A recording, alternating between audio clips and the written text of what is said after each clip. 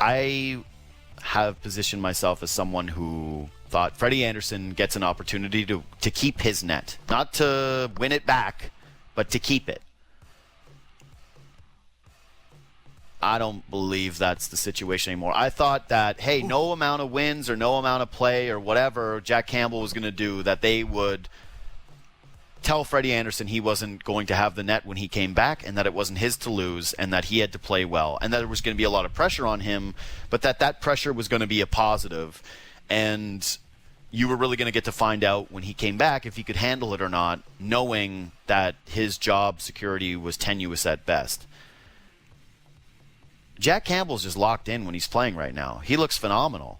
And he's coming up with not just big saves. The team really does seem to play differently in front of him. And that's been used as an excuse for Freddie Andersen defenders like myself, saying, hey, well, when Jack Campbell gets in net, they play a little differently. So who cares?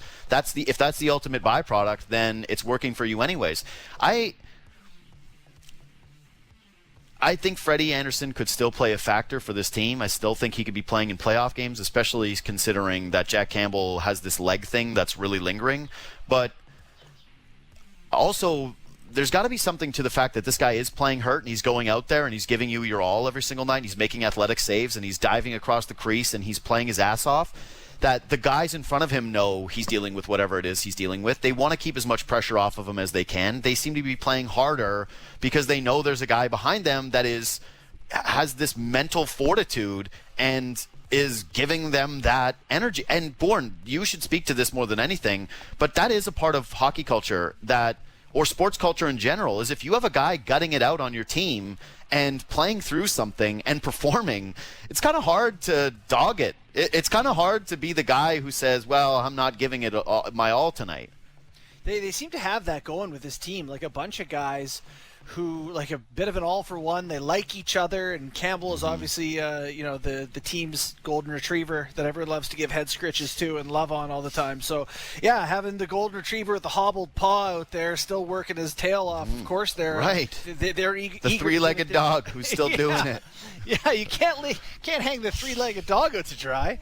So maybe that's an element of it. And we talked about this a little bit, that like Freddie looked at times this season not necessarily slow, but like he just not dynamic. And like it's interesting watching Campbell and being like, oh, that's what it looks like post to post, like getting across the crease with that pop and that energy. And it has changed how I feel about the goaltending situation, that I feel like he's a really talented athlete, and that's something you haven't seen Leafs crease here for I don't know, last year or so. He's entertaining. Bubble wrap. Yeah. He's entertaining. Just wrap him bubble wrap is fine.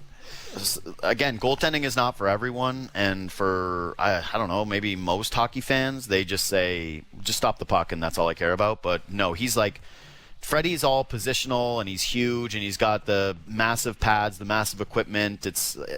Jack Campbell's a different kind of animal.